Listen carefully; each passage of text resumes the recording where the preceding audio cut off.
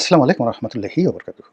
সম্মানিত দর্শক, নির্বাচনের আগের ৩টি গুরুত্বপূর্ণ দিন, অর্থাৎ নির্বাচন যদি ১১ তারিখে হয়, তাহলে আমি ৯, ৮, ৭ এই ৩ দিনের সম্ভাব্য কিছু ঘটনা বলি এবং এই ৩ দিনের আগে পরের কিছু ঘটনা বলি, যা কিনা সম্ভাব্য হতে পারে বা নাও হতে পারে। আর এগুলো হলে কী হবে কিংবা না হলে কী হবে, এই বিষয়গুলো নিয়ে আমি আমার নিজস্ব চিন্তা চেতনা থেকে যেটি ভালো মনে হয় সেটি আপনাদের নিকট উপস্থাপন করব। প্রথমত, নির্বাচন যদি ১১ তারিখে হয়, তাহলে আমি কেন ৯ তারিখকে টার্গেট করলাম? আবার আমি এই ভিডিওটি করছি ৫ তারিখে। ৫ তারিখের আ বাদ দিয়ে ৬ তারিখকে বাদ দিয়ে আমি ৭ তারিখের কেন ঘটনাপুঞ্জি আপনাদের সামনে তুলে ধরার চেষ্টা করছি। এর কারণ হলো যে আমি ভিডিও করছি ৫ তারিখে। ৬ তারিখে শুক্রবার, সরকারি বন্ধের দিন। আমাদের দেশে শুক্রবারে কেয়ামত হয় বা কেয়ামত হবে। এছাড়া সাধারণত বাংলাদেশে শুক্রবারে বড় কোনো ঘটনা ঘটে না। শনিবারে ৭ তারিখ, রোববারে ৮ তারিখ, আর সোমবারে ৯ তারিখ, মঙ্গলবারে ১০ তারিখ, বুধবারে ১১ তারিখ। বুধবারে আপনাদের হলো ইলেকশন। তো বুধবারের আগে হলো মঙ্গলবার, তার আগে সোমবার। কোন ৩টি দিন নিয়ে আপনাদের সঙ্গে আলোচনা করব? শনিবার, রবিবার, সোমবার। এখানে ৩ দিন ৩ রাত, মূলত ৭২ ঘন্টা। এই ৭২ ঘন্টাকে আমার কাছে মনে হচ্ছে দম বন্ধ করা একটি ঘটনা। কী ঘটতে পারে, কেন ঘটতে পারে সে বিষয়গুলো বলব। তার আগে প্রকৃতির কিছু লীলাখেলা বা ইতিহাসের কিছু লীলাখেলা আপনাদেরকে বলি। যখন দেখবেন যে বড় কোনো দুর্ঘটনা ঘটে কিংবা প্রকৃতিতে বড় কোনো পরিবর্তন আসে কিংবা কালবৈশাখী আসবে, ঘূর্ণিঝড় আসবে, সুনামি আসবে, তার আগে নির্দিষ্ট পরিমাণ আগে কতগুলো লক্ষণ প্রকৃতিতে ফুটে ওঠে এবং সেই লক্ষণগুলো আপনারা কম বেশি সবাই জানেন। আপনার সুনামির আগে, কালবৈশাখীর আগে প্রকৃতি অনেকটা নিস্তব্ধ হয়ে যায়, বাতাস প্রবাহিত হওয়া বন্ধ হয়ে যায়। তারপর চারিদিক থেকে কেমন যেন একটা শি শি শি শি, মানে অকারণ আওয়াজ আপনি দেখতে পাবেন বড় কোনো দুর্ঘটনার আগে। তো সেই দিক থেকে যদি ১১ তারিখে খুব ভালো একটি নির্বাচন হয়, আপনি চারিদিকে একটা মুখরিত অবস্থা দেখতে পাবেন, গুনগুন গুনগুন আওয়াজ, প্রকৃতিতে একটি সঙ্গীত, এবং এই সঙ্গীতটা বাজতে থাকবে এই শনিবার থেকে, শনি, রবি, সোমবার, এবং সেই সঙ্গীত কেউ থামাতে পারবে না।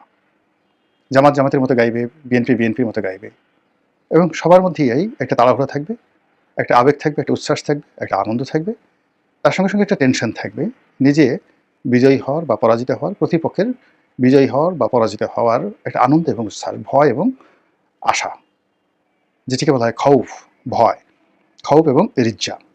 এই দুটো জিনিসের একটা সমন্বয় ঘটতে থাকবে। আর যদি ধরুন নির্বাচনে কোনো অশনি সংকেত থাকে, আপনি দেখবেন যে শনিবার থেকেই সব কিছু নীরব হয়ে গেছে, কোথাও কোনো গুনগুনানি নেই, মানুষ খুব সতর্কভাবে পা দিচ্ছে, আর রাস্তাঘাটে চলাফেরা ভীষণ রকম কমে গেছে। শনিবার থেকে রাস্তাঘাটে লোকজন চলাফেরা কমে যাবে, রবিবারে আরও কমবে, সোমবারে আরও কমবে, মারাত্মকভাবে কমবে। এরপরে আপনি দেখতে পাবেন যে আইনশৃঙ্খলা রক্ষাকারী বাহিনী, তাদের টহল মারাত্মকভাবে বাড়বে, মারাত্মকভাবে বাড়বে যদি নেতিবাচক হয়। আর যদি ইতিবাচক হয়, তাহলে আপনি আইনশৃঙ্খলা রক্ষাকারী বাহিনী তাদের উপস্থিতি থাকবে, কিন্তু আপনি টের পাবেন না, আপনার কাছে এটা দৃশ্যমান হবে না। এর কারণ হলো লোকের লোকারণ্য থাকবে। তো বহু সংখ্যক লোকের মধ্যে দৌড়দৌড়ি, ছুটোছুটি, ঝাপাঝাপির মধ্যে, আনন্দের মধ্যে, গুঞ্জনের মধ্যে মিলিটারি গাড়ি কটা এলো, পুলিশি গাড়ি কটা গেল, আনসার কী করলো, ভিডিবি কী করলো, এগুলো নিয়ে আপনার চিন্তা করার কোনো সময় থাকবে না। ঘরে ঘরে ঘরে ঘরে প্রার্থীদের যারা লোকজন রয়েছে, শেষ সময়টাতে তাদের অত্যাচারে আপনি অতিষ্ঠ হয়ে পড়বেন।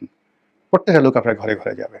কিন্তু এর যদি বিপরীত ঘটনা কোনো কিছু হয়, ঘরে কেউ যাচ্ছে না, আপনি নিশ্চিত ঝিম মেরে থাকতে পারেন যে খবরাখবর আপনার জন্য ভালো হবে না। অন্য একটা বিষয় রয়েছে, সেই বিষয়টা হলো এই পৃথিবীতে মানুষের মুখ দিয়ে যা বের হয়, প্রকৃতি তাই ঘটিয়ে দেয়।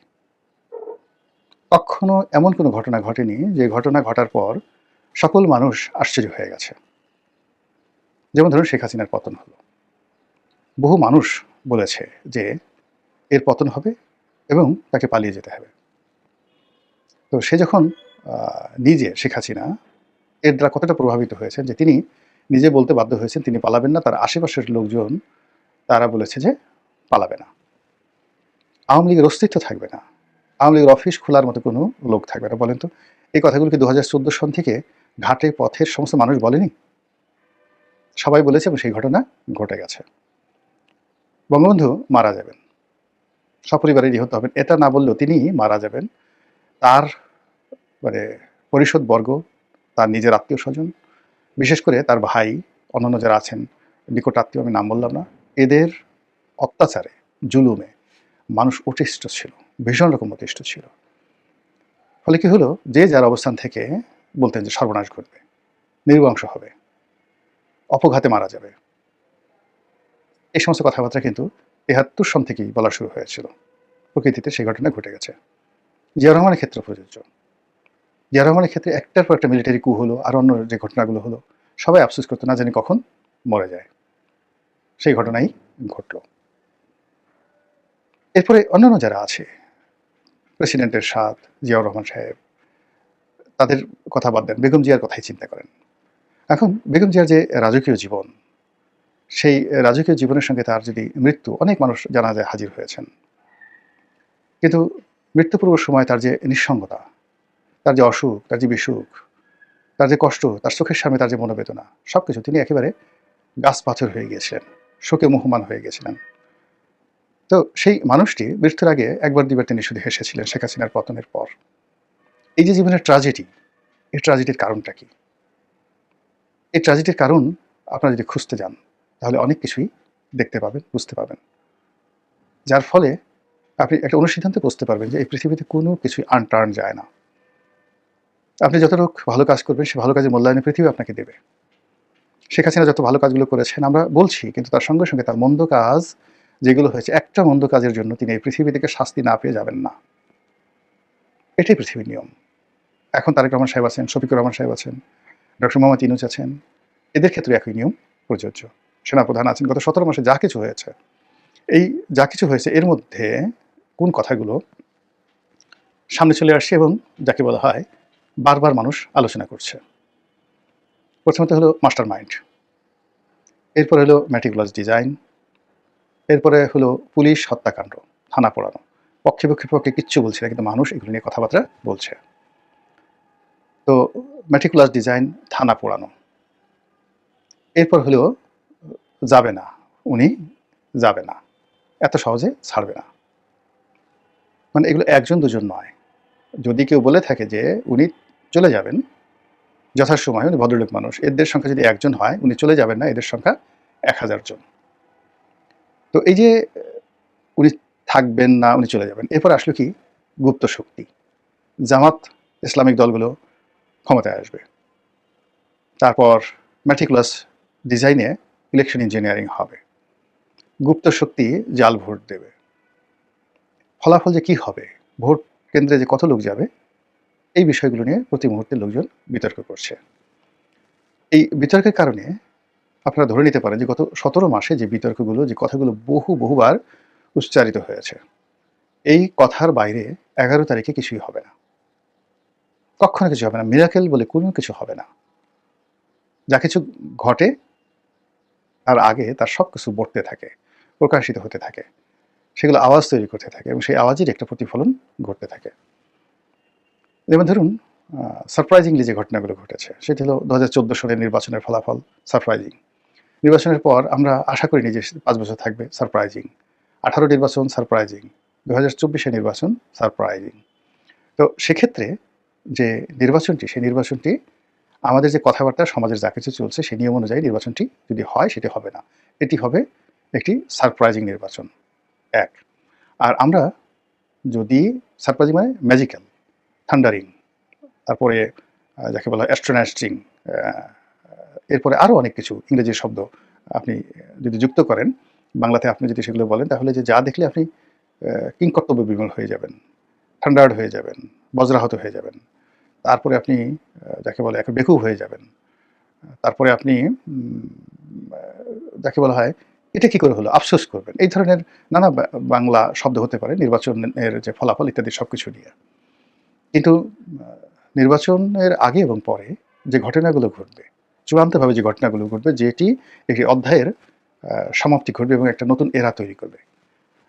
সমাপ্তি ঘটবে হলো যে ধরুন ডক্টর মোহাম্মদ ইউনূসের রাজত্বের সমাপ্তি ঘটবে, আর যারা ক্ষমতায় আসবে তাদের একটা নতুন এরা তৈরি হবে। এটা অবশ্যই হবে এই যে গত ১৭ মাসে যে ন্যারেটিভগুলো তৈরি হয়েছে, সেই ন্যারেটিভের ভিত্তিতে। আর এই যে ন্যারেটিভগুলো, যেগুলোর ভিত্তিতে একটা নতুন এরা তৈরি হবে এবং একটা গ্রুপ ক্ষমতা থেকে চলে যাবে আর একটা গ্রুপ আসবে।